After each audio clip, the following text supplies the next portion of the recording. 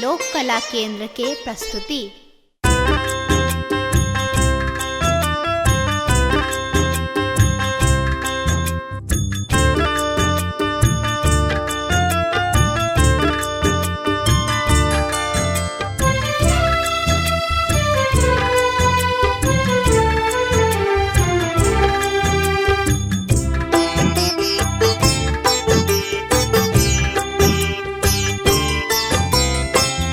उगना उगना रटते रटते, उगना उगना रटते रटते, घूमी नगर सब डोल रो रुसना, परल विपत्ति घन घोर रुकना, दाते दरस एक बेर,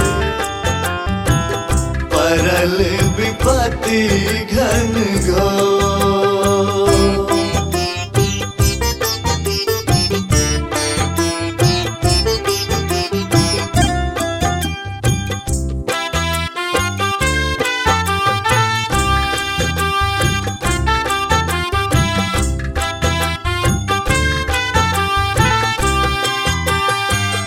मोल किलब ही प्रेम के भंगिया, ईता छे अनमोल।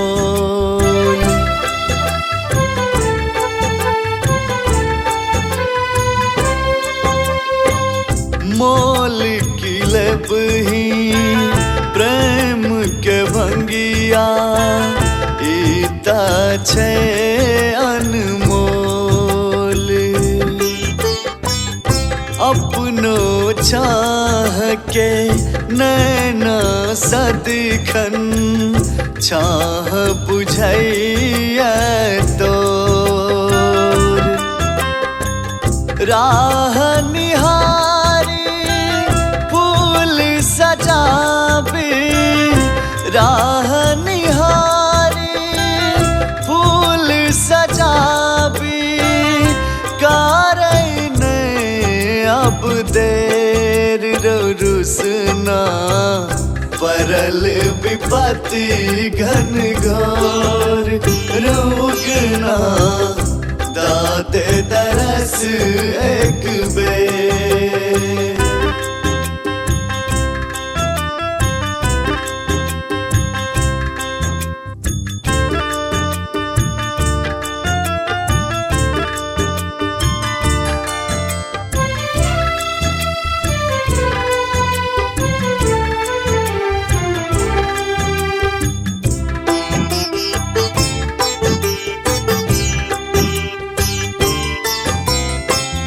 आप कखन धरी रहब प्यासल, गेले कंठ सुखाय।